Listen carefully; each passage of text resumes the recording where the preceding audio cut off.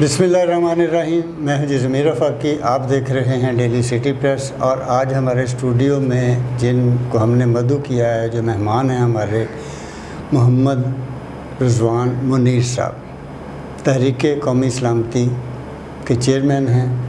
नौज़ायदा जमात है सियासी, लेकिन ये है कि अब इतनी भी नौज़ायदा नहीं रही। पिछले 6-7 माह में जो इनकी कारकर्दगी सामने आई है, उससे यूँ लगता है कि ये बहुत जल्द जो है मुल्कगीर जमात की शक्ल इख्तियार कर लेगी। क्योंकि कोई भी जमात हो सियासी, किसी और कोई इस तरह का जो तंजीमें हैं, उसका मुहर्रिक जो है ना, वो उनके जो मेन कलीदी अहदेदार होते हैं वही हैं। वो अगर अच्छे तरीके से उसको समझते हैं, मुल्क की हायरार्की को समझते हैं, सिस्टम को समझते हैं और उसको चलाना जानते हैं, तो फिर क्योंकि इनका ताल्लुक़ मीडिया से भी रहा है और ज़ाहिर एक मीडिया मैन जो है वो निस्बतन दूसरे जो पॉलिटिशियन होते हैं उनसे ज़्यादा अवेयर होता है। तो आज हम क्योंकि इनके साथ जो गुफ्तगू करेंगे वो हम कुछ सियासी गुफ्तगू नहीं चाह रहे। सियासी गुफ्तगू ये करते हैं बहुत सारे प्लेटफॉर्म पे, हमारे साथ भी की ऐसी। हमने अपने इसी चैनल पे इनके साथ एक इंटरव्यू किया था, उसमें हमने जानने की कोशिश की थी कि इन्होंने ये जमात की जो है दाग बिल क्यों डाली। उसके ऊपर इन्होंने काफ़ी डिटेल जो है अपनी जमात के हवाले से बात भी की थी। लेकिन हम ये चाहते हैं कि हमारे जो नाज़रीन हैं वो ये जानें कि कोई जो सियासी शख्सियत जब अपने आप को मुतारफ़ करवाती है किसी जमात की शक्ल में, और उनके जो लीडर हैं उनका करैक्टर, उनका किरदार, वो क्या थे, कौन थे, कहाँ से चले थे, ये जानना भी हमारे इनके वोटर का भी हक़ है। ज़ाहिर फ्यूचर में, मुस्तकबिल में आप ही लोगों में से बेशुमार लोग इनके वोटर होंगे और उनको ये जानने का हक़ बहरहाल होना चाहिए कि वो जो सियासी जमात के दावेदार हैं, लीडर हैं, जो मुल्क को बदलना चाहते हैं और मुल्क में नई इस्लाहत लाना चाहते हैं, वो कौन हैं। तो जनाब रिजवान मुनीर साहब, बहुत शुक्रिया आप तशरीफ़ लाए और उम्मीद हम करेंगे कि आपके साथ गाए बगाए मुख्तलिफ आपकी जो पार्टी के दिगर जो मामलात हैं जो मुल्क के लिए आपने उसके ऊपर भी हम बात करते रहेंगे। लेकिन आज हम अपने नाज़रीन को ये बताना चाहते हैं कि मियाँ मोहम्मद रिजवान मुनीर साहब जो हैं, जो चेयरमैन हैं तहरीक कौमी सलामती के, वो कौन हैं, क्या करते रहे हैं, अपनी इब्तदाई ज़िंदगी के हालात वाक़यात ज़रा आप हमारे नाज़रीन को गोशगुज़ार कीजिए। बहुत शुक्रिया फ़ाकी साहब आपके वक़्त का। जी, मेरा नाम मोहम्मद रिजवान है। हर पाकिस्तानी या पूरी दुनिया में जो मुसलमान हैं उनकी तरह अज़ाज़ल मैं अपने नाम के आखिर में अपने वालिद मोहतरम मोहम्मद मुनीर साहब का नाम लगाता हूँ। यानी कि सरकारी अदाद-ओ-शुमार, सरकारी रिकॉर्ड के मुताबिक मेरा नाम मोहम्मद रिजवान, लेकिन पूरा नाम मोहम्मद रिजवान मुनीर है। लेकिन जब भी किसी सरकारी जगह पर लिखा जाएगा जिसमें एक इलेक्शन कमीशन भी है तो नाम मोहम्मद रिजवान होगा। लाहौर में मेन बाज़ार चुंगी मरसदू के मुकाम पर अल्हम्दुलिल्लाह आबाई इलाका है, वहाँ पर ही मेरी पैदाइश हुई है। उसी घर में तकरीबन 45 साल उम्र है। तो आबाई जो इलाके में ही जो बुनियादी तालीम है स्टार्ट से वो रहमान मॉडल स्कूल में शुरू की, मैट्रिक उधर से किया था। उसके बाद FSc प्री इंजीनियरिंग की है, फिर BA जर्नलिज़म किया है। तो स्टार्ट से ही कोशिश थी कि अपने मुल्क व कौम के लिए कुछ करना है। इसमें तंजीम साजी मैंने सबसे पहले स्टार्ट की थी तकरीबन 8वीं क्लास में। सुपर स्टूडेंट फेडरेशन मैंने बनाई थी 8वीं क्लास में। जी हाँ, इसमें हम सिर्फ 6 दोस्त थे। तो वो बस स्कूल के अंदर दोस्तों की ही तंजीम थी। तो मैट्रिक के बाद ख़त्म हो गई। उसके बाद फिर प्री इंजीनियरिंग जो है नेशनल इंस्टीट्यूट ऑफ टेक्नोलॉजी से की है। इसी दौरान फिर अल्हम्दुलिल्लाह आहिस्ता आहिस्ता शऊर बढ़ता गया। तो उस वक़्त वाले साहब मुझे 50 रुपये रोज़ाना का जेब खर्च पॉकेट मनी देते थे। उस वक़्त ये यानी फिर तो आप अमीर सियासतदान हुए ना। 1996 की बात है। अल्लाह ताला मेरे वाले साहब को ज़िंदगी तंदुरुस्ती दे। उस वक़्त मेरे पास सवारी कोई नहीं थी। मुझे याद है कि मेन बाज़ार से चुबुर्जी मेरे कॉलेज तक 5 रुपये एक तरफ का किराया था। 10 रुपये किराया लग जाता था। 20 रुपये की मैं अच्छी सी कोई चीज़ फल वगैरह खाता था और 20 रुपये उस वक़्त रोज़ाना किसी ज़रूरतमंद को देता था। यानी कि ये जो क्या कहते हैं खिदमत खलक जो है, ये आपकी गुट्ठी में स्कूल के ज़माने से ही। जी अल्हम्दुलिल्लाह गॉड गिफ्टेड है। तो फिर इसी तरह ऐसा ऐसा काम बढ़ता गया, कोशिश करते गए। एक वाक़या है जो मेरे लिए बड़ा अहम है, तो साथियों को भी इंशाल्लाह सुनकर खुशी होगी। कॉलेज के दौर में मैं चुंगी मरसदू, जहाँ पर से मैं टोयोटा बस में बैठ के कॉलेज जाया करता था, वहाँ पर कुछ नशे के आदी अफराद मौजूद होते थे। अच्छा। अब जब मैं रूटीन में उनको मिलना शुरू किया, उसी जगह पर मैं खड़ा होता था, जाता था टोयोटा के इंतज़ार में, तो मैंने ये उनकी बातों से उखज़ किया कि उनको सिरिंज की ज़रूरत होती है अपने टीका लगाने के लिए, इंजेक्शन वो जो इंजेक्ट करते हैं। हाँ जी, उस वक़्त अब मैं उस लफ्ज़ इस्तेमाल किया उसके लिए टीका जी, ये उस वक़्त तक ना जी। तो मेरे अल्हम्दुलिल्लाह गुंजाइश होती थी, मैंने सोचा कि ऐसे करते हैं कि अब इनको नशावर तो कोई चीज़ मैं नहीं दूंगा, लेकिन ये बड़ी तकलीफ़ का मरहला होता है कि एक वो जो टीका होता है सिरिंज, उसको अक्सर लोग इस्तेमाल करते हैं। तो उन्होंने हेपेटाइटिस और पता नहीं एड्स तक की बीमारियां जो है ना वो मुंतकिल होती हैं एक दूसरे के खून से। जी बिल्कुल जी। मैंने उन लोगों का जनाब उस वक्त 1 रुपए की वो बड़ी सिरिंज टीका मिलता था, टीका लेके देना शुरू कर दिया। पहले 4 लोग थे, बाद में ज़्यादा होते गए, करते करते 15-20 दिन में वो लोग काफ़ी ज़्यादा हो गए कि जब टीका नया लेते इससे हमें कम से कम टीका लगाते वक्त जो तकलीफ़ होती वो नहीं होगी। तो कुछ और लोगों ने अज़वाजी मामलात के लिए कुछ और चीज़ों की डिमांड की। वो तकरीबन 1 महीने में अच्छी खासी तादाद में लोग मांगना शुरू हो गए, उनको देना शुरू किया। फिर महसूस हुआ कि ये मेरे इलाके के, मेरे मेन बाज़ार के बाहर हैं तकरीबन, इनको थोड़ा सा साइड पे करते हैं और हफ्ते में 2 दिन तयन कर लेता हूँ कि इनको ये चीज़ें दूँगा। गाजी रोड पर है बिया आटोज़, बड़ी मशहूर दुकान है, उसके आगे हर सोमवार और जुमेरात वाले दिन उनको मैंने ये चीज़ें देना स्टार्ट कर दी।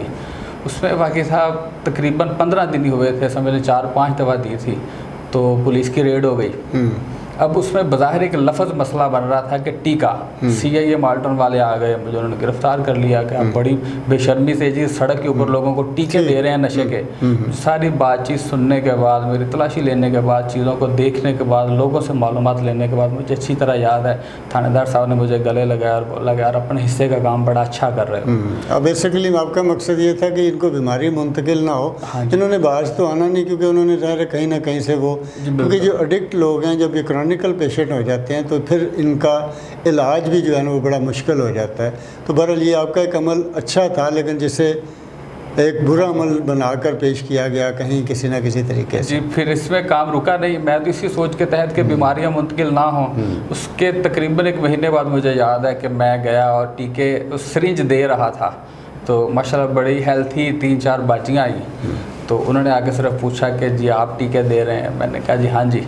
उसके बाद फिर जब पहला थप्पड़ पड़ा तो ऐनक पता नहीं किधर गई, चंद मिनटों में ही मेरी कमीज़ उधर ही रह गई थी।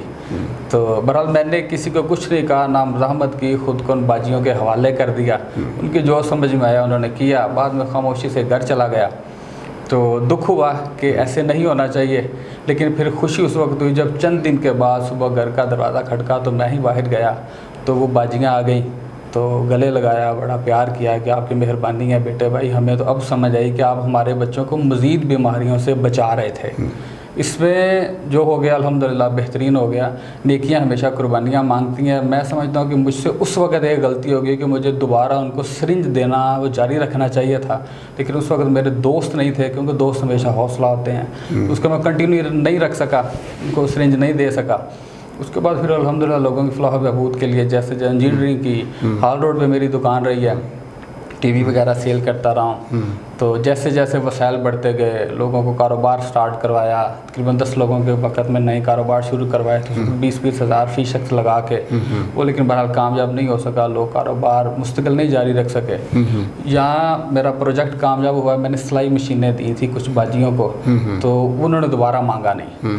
उसके बाद फिर ख़र्च भी क्योंकि करना था, वसाइल बढ़ते जा रहे थे, तो फिर एंड पे थैलेसीमिया पेशेंट जो हैं, मरीज़ बच्चे, उन पर ख़र्च करना स्टार्ट किया कि ये झूठ नहीं बोलते, ये गलत बयानी नहीं करते कि मेरे हालात कैसे हैं। हमारे सामने उनकी मेडिकल रिपोर्ट होती है, उनका चेहरा सामने होता है, तो उन पर ख़र्च करना, अपने जो ज़कात के दूसरे अखराजात स्टार्ट किया।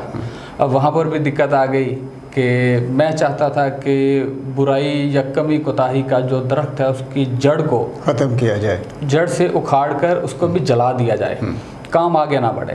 अब मैं एक हॉस्पिटल का आज़ादी तौर पे PRO बना दिया गया, क्योंकि फंड दे रहा था उस हॉस्पिटल को। अब जब मैं इस तरफ चला कि हम ऐसे करते हैं कि इस बीमारी को जड़ से ख़त्म करने के लिए उसका हल ये है कि मैं निकाह नामे में एक ऑप्शन, एक जो है हिस्सा ऐड करवा देता हूँ कि निकाह से पहले मर्द और ख़वातीन का टेस्ट होगा, क्योंकि उसके बाद अगर उन लोगों की आपस में शादी हो जाती है तो उन वालिदैन, हाँ जी, बच्चों के दूध से ज़्यादा बच्चे के खून का फिक्र होता है। और मैंने देखा है उन वालिदैन की कॉल कोई नहीं सुनता कि हर 8-10 दिन बाद ये खून के लिए कॉल कर रहे हैं। शदीद परेशानी के शिकार उनकी सारी ज़िंदगी गुजरती है और बच्चा एवरेज 10-12 साल की उम्र में फिर भी इस दुनिया में नहीं रहता। अब मैंने जब इस पे काम शुरू किया कि जी मैं इन बच्चों को इलाज मुआवजे की बजाय जो मौजूद हैं उनके इलाज मुआवजा करेंगे, लेकिन मैं नए पैदा ही नहीं होने दूँगा। अब इसमें मेरे लिए सबसे ज़्यादा परेशानियाँ उन्होंने पैदा की जो उन बच्चों का इलाज कर रहे थे कि आप तो हमारे हॉस्पिटल बंद करवा देंगे, हमारे लिए मसाइल पैदा करेंगे। बात यहाँ तक बढ़ी कि मामलात को एक दफ़ा रोकना पड़ा कि भाई फ़िलहाल मज़ीद असर व रसूख कायम करते हैं, दोस्तों को इकट्ठा करते हैं। यानी कि सियासी जमात बनाने से पहले ऐसे सैकड़ों वाक़यात हैं जिन्होंने मजबूर किया, राग़ब किया इस तरफ के आप जाएं और अपनी सियासी पार्टी स्टार्ट करें, वरना इस सिस्टम को आप बेहतर नहीं कर सकते। सही है। इसी तरह 2018 का वाक़या है, रेलवे के बड़े अहदेदार थे, मैं उनसे बैठा दरख्वास्त कर रहा हूँ कि हमारे पास पंजाब के तमाम किराएदारों का रिकॉर्ड मौजूद है। ठीक है। रेलवे लाइनों के साथ साथ जगह है, पूरे पंजाब के हम कह लें कि हैं, पूरे पाकिस्तान में है। हम यहाँ पर मकान बनाते हैं, किराएदारों को दे देते हैं, यही समझ लें कि आपका वोट बैंक पक्का हो जाएगा। तो रिकॉर्ड लेके उसी में से किराए में फ्री ना दें, मुनासिब हद तक जो खर्चा है पैसे ले लें, एडवांस ले लें। उन्होंने मुझे जवाब दिया आप अपनी पार्टी बना लें और आप दे दीजिएगा। हालांकि ये कानूनी तौर पे किसी बड़े ओहदेदार के लिए हुकूमत अगर चाहे तो ये मुश्किल काम नहीं है, हम इंशाल्लाह करेंगे। इसी तरह मिसाल है कि मेट्रो बस बनी तो मेरा उस वक़्त इसकी इफ्तिताह है, मुकामी उस वक़्त के ओहदेदारान से सवाल था कि इस मेट्रो पे जिसके 27 स्टेशन है बैठकर लोग जाएंगे किधर, कारोबार तो है कोई नहीं। क्या बेहतर नहीं था कि आप 27 जगह पर कारोबारी पॉइंट बना देते, 1,000 लोगों के बना देते। तो उस वक्त भी मुझे इससे मिलता जुलता जवाब मिला था कि आप फिर खुद कर लें, हम तो सिर्फ इनके सफ़र की जो है वही सहूलियात पैदा करेंगे, कारोबार हो या ना हो। लैपटॉप स्कीम के वक्त भी उस वक्त ओहदेदारान से यही बातचीत हुई थी कि आप इन नौजवानों को लैपटॉप दे रहे हैं तो उसकी बजाय लैपटॉप बनाने की फैक्ट्री लगा के और उसमें जॉब दें। तो ये वो चीज़ें हैं, ऐसे सैकड़ों वाक़यात हैं जिसने आहिस्ता आहिस्ता ये समझाया कि मौजूदा सियासतदान नाअहल हैं, वो इन चीज़ों को समझ ही नहीं पा रहे, कौम के मिजाज को, कौम के मसाइल को, कौम की ज़रूरियात को। फिर इसी तरह अल्लाह ताला के हुक्म से आहिस्ता आहिस्ता निज़ाम बढ़ता गया, दोस्त मिलते गए, वसाइल बढ़ते गए। तो आज अल्हम्दुलिल्लाह इसमें एक चीज़ और है जी, मुझे याद है कि मैं बचपन से मेरी ख्वाहिश थी बंद गली में मकान हो, छोटी सी गली हो, आखिरी मकान हो, मेरे घर के आगे से भी कोई ना गुजरे। अच्छा, इसकी वजह बस एक सोच थी बचपन से, समझ लें कि 5-6 साल की उम्र से कि पुरसुकून रहूं। उस वक्त मैं सोचता था करियाने की दुकान हो जिस पे मैं मुंह पे अपने समझ लें कि टेप लगा के, यानी कि बिल्कुल खामोशी से बैठा रहूं, मेरा निज़ाम चलता रहे। लेकिन उसी वक़्त में मेरे पास जो सबसे पहला केस आया था, मेरे 2 दोस्त मुझसे उम्र में बड़े थे, उनका 5 पैसे के सिक्के का मसला था, वो जो चौकोर सिक्का होता था। पहला केस वो आया, एक दोस्त ने सिक्का नाजायज़ तौर पे जब्त किया हुआ था। लगते तो नहीं है, इतनी उम्र आपकी है वो सिक्के के दौर। अल्हम्दुलिल्लाह जी, मैंने उससे पहले का 1 पैसा भी देखा है जनाब, वो भी चलाया है जी। वो सिक्के का सबसे पहला 5 पैसे के सिक्के का केस जो है वो हल किया था। उधर से फिर ऐसे शुरू हुए लोगों का आना जाना, अल्लाह की तरफ से बरकतें कि मैं जो चाहता था कि मैं एक छोटे से बंद घर में रहूं, बंद गली में, आज भाईजान अल्हम्दुलिल्लाह मुल्क के अंदर एक तहरीक है और इस तरफ अल्लाह ताला की रहमतें हैं, उन लोगों की दुआएं हैं जिनके लिए आज तक हम सब कुछ करते रहे हैं। अच्छा जी, बड़ी दिलचस्प आपकी मतलब ये कि वो जो नशे के मरीज़ थे उनको मज़ीद बीमारियों से, क्योंकि वो जो इंजेक्शन, वो जो टीका जो भी है वो जब वो लगाते हैं तो एक 10-10, 20-20 लोग लगाते हैं, उससे फिर हेपेटाइटिस, एड्स और दीगर बीमारियां बहुत ज़्यादा फैलती। ज़ाहिर बात है कि आप उनको उससे मना तो नहीं कर सकते थे, रोक भी नहीं सकते थे, और आपने एक अच्छा अमल ये किया कि आपने उनको सारों को नई सिरिंज लेकर दी ताकि वो मज़ीद बीमारियों से, और यहाँ से फिर शुरू हुए थैलेसीमिया और दीगर जो आपने बता रहे हैं, ये सारा वही फलाई काम है। अब आपका क्या इरादा है, आप क्या करना चाह रहे हैं अपनी सियासी जमात के हवाले से, और कोई दिलचस्प इस तरह के वाक़यात जो हैं वो हमारे नाज़रीन को, और जो आपकी पार्टी के जो आपके कारकुन हैं जिनकी तादाद भी कुछ लगता है कि बढ़ती जा रही है, उनको भी पता चले। भाईजान इस वक्त जो करना चाह रहे हैं, मुल्क कौम का फ़ायदा, कौमी सलामती करना चाह रहे हैं, और वाक़यात अल्हम्दुलिल्लाह सैकड़ों की तादाद में हैं। तो बुनियादी चीज़ें समझाने के लिए, एक सोच समझाने के लिए, नज़रिया समझाने के लिए, लोगों को पेश करने के लिए इतने ही बयान करूँगा। रही बात दोस्तों की, तो भाईजान मैं ये समझता हूँ कि देखिए तरक्की याफ्ता ममालिक में इस वक्त तरक्की का एक बड़ा राज है कि उनके जो सियासतदान हैं उनको लोग सिर्फ उनकी काबिलियत की वजह से पसंद या नाकाबिलियत की वजह से नापसंद करते हैं। उसमें मेरिट गाड़ियाँ नहीं हैं, मेरिट दफातर नहीं है, बाकी कोई चीज़ दुनियादारी की मेरिट नहीं है, काबिलियत मेरिट है। मैंने भी इस पर अपने ओहदेदारान के लिए इंतहाई सख्त असूल रखे हैं। मेरे पास जितने अफराद हैं, आप किसी एक की हिस्ट्री चेक कर लें जो मेरे ओहदेदारान हैं, अपनी जगह पर आपको एक पूरी चट्टान दिखाई देंगे, अपनी जगह पे कुर्बानियों का पूरा ज़ख़ीरा आपको दिखाई देंगे मुल्क व कौम के लिए। मुझे याद है कि जब भी ज़रूरत पड़ी है, इसी तरह एक वाक़या है कि 2020 में जब कोरोना आया, मैंने सोशल मीडिया पर एक फ़ोटो देखी, एक बच्चा रो रहा था, उसने हाथ में कुत्ता पकड़ा था कि अंकल शहर बंद है, मुझे खून ना मिला तो मैं मर जाऊँगा। मैंने उसी वक्त, ये वो वक्त था जब सरकारी तकरीबात कैंसिल हो चुकी थी, कोई शख्स घर से सोना बेचने ख़रीदने नहीं निकलता था। ऐसा भी वक्त आया था। बिल्कुल जी। उस वक्त मैंने फौरी उस फ़ोटो के बाद कॉल की, चंद घंटों में मेरे पास तकरीबन 50 मेरे ख़ास दोस्त आए। प्लान किया 23 मार्च 2020 को सेम डे सेम टाइम मैंने लाहौर, कराची, कोयटा, पेशावर में मेडिकल कैंप लगाए जिसमें हमने खून का अतिया किया। सैकड़ों लोगों ने उसमें खून दिया, उन बच्चों को खून दिया गया। उसमें मेरे एक दोस्त मलक मुनीर मुर्तज़ा साहब, वो खुद आए, उनकी अहलिया आई, उनकी बेटी, उनकी बहू और उनका एक स्पेशल बच्चा, उसको भी साथ लेके आए। यानी कि जिस वक्त कोई घर से नहीं निकलता, मेरे हर दोस्त ने उस वक्त मौके के मुताबिक बेहतरीन कुर्बानियाँ कौम के लिए दी हैं।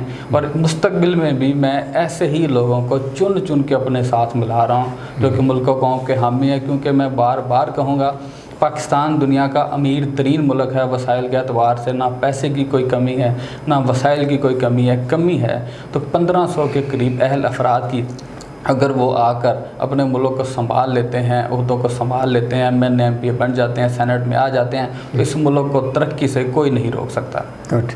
अच्छा, अब क्योंकि हम आज का हमारा जो वक़्त है वो तकरीबन मतलब कोई आखिरी ऐसा पैगाम अपने नाज़रीन के या अपने कारकुनों के लिए जो आप देना चाहें और किस तरह से हम आगे बढ़ सकते हैं इस मुल्क के लिए, वो आप। जी ज़रूर जी। अल्हम्दुलिल्लाह आज 5 और चंद दिन हो गए पार्टी को क़याम में लाए हुए, बने हुए, और हमारा सेटअप पाकिस्तान में इस वक्त नई किसी भी पार्टी के तनासुब से सबसे तेज़ी से ग्रोथ करने वाला सेटअप बन चुका है। मैं अपने दोस्तों को, ओहदेदारान को, वोटर सपोर्टर को यही कहूँगा कि वक्त कम है, मुल्क के हालात ख़राब हैं, पाकिस्तानियों के हालात ख़राब हैं। तंजीम साजी पर ज़्यादा से ज़्यादा तवज्जो दें, अहल लोगों को इकट्ठा करें, उनसे मुलाकातें करें, उनको राब्ते में लें, ताकि हम जल्द से जल्द पाकिस्तान में ज़्यादा से ज़्यादा बड़ा सेटअप बना के सियासी तौर पे आगे आ सके। इसमें शर्त यही है ओहदेदार के लिए कि वो शख्स जिसके दरवाज़े से आज फ़ायदा हो रहा हो, चाहे किसी को पानी का एक गिलास पिला रहा हो, चाहे किसी को सिर्फ हौसला दे रहा हो, हौसला देना छोटी बात नहीं है। इसमें मैंने मुहिम भी चलाई है कि social media, national media, main stream media मकामी सतह पर मालूमात ले रहे हैं कि जो भी मर्द औरत मुल्क व कौम के लिए, माशरे में फलाह बहबूद के लिए किसी भी हद तक काम कर रहे हैं, हम उन सबसे मुलाकातें कर रहे हैं, उनको इकट्ठा कर रहे हैं। और जल्द ही इंशाअल्लाह थोड़े ही अरसे में आपको मैं एक टीम दूंगा जो मुल्क से मुहब्बत वतन होगी, कौम के लिए कुछ करना चाह रही होगी, और इंशाअल्लाह वो टीम पाकिस्तान को बेहतरी की जानिब ले जा के दिखाएगी। बहुत शुक्रिया जी अपना चेयरमैन साहब, आपने जो आपकी गुफ्तगू नाज़रीन ने सुनी, इसके बाद तो गुंजाइश नहीं है कि कुछ और बात की जाए, लेकिन सिर्फ एक बात कि मियाँ साहब, मुनीर साहब जो हैं, रिजवान साहब सॉरी, क्योंकि वो मुनीर जो है ना ज़्यादा आ जाता है, तो रिजवान साहब जो हैं इसी सरमायादार नहीं हैं, ना ये कोई जागीरदार हैं, ये आम गली मोहल्लों के एक वहाँ से निकले एक जज्बा लेकर, और इनकी एक कामयाबी है जो अभी तक इन्होंने काफ़ी ज़्यादा अपनी पार्टी को फैलाया भी है। और हमेशा से मैं अमूमन कहता हूँ कि हर वक्त कहीं ना कहीं किसी न किसी नई चीज़ की, नई जमात की और नए लोगों की ज़रूरत रहती है। जब तक ये माशरे कायम हैं, जब तक खराबियाँ कायम हैं, तो हर एक आदमी की अब इसी तरह से लोगों को ज़रूरत होती है कि किसी नए आदमी को भी देखें। तो अगर मतलब दुआएं तो बड़ी अच्छी बात है, लेकिन अमल ने मतलब जो है वो साबित करना होता है। इन्होंने बड़ी अच्छी बात की है कि दुनिया भर में सियासतदानों को उनके किरदार, उनकी काबिलियत और उनकी सलाहियतों की बिना पर जाना जाता है, ना कि उनकी बड़ी बड़ी गाड़ियों या उनके बड़े बड़े महल से। हमारी प्रॉब्लम ये है कि हमारी जो इस वक्त सियासी एलीट है वो सारी की सारी जो है वो प्रोटोकॉल के चक्कर में आवाम को जो है वो डिस्टर्ब भी कर रही है, जलील कर रही है, ख्वार कर रही है। आज हर आदमी जो है परेशान है। तो इन परेशानियों से निजात हम इसी तरह के नौजवान जो हैं, जिनके जज्बे नौजवान हैं, जो अवाइल अपनी जवानी से जो है वो काम करते आ रहे हैं, तो इस तरह के लोग अगर आगे आते हैं और इनकी अल्लाह करे इनकी टीम एक अच्छी बन जाती है, तो हम तो सोच सकते हैं कि शायद ये पाकिस्तान एक फलाही रियासत का रूप धार सके। इजाज़त दीजिए अगले प्रोग्राम तक के लिए। अल्लाह हाफ़िज़।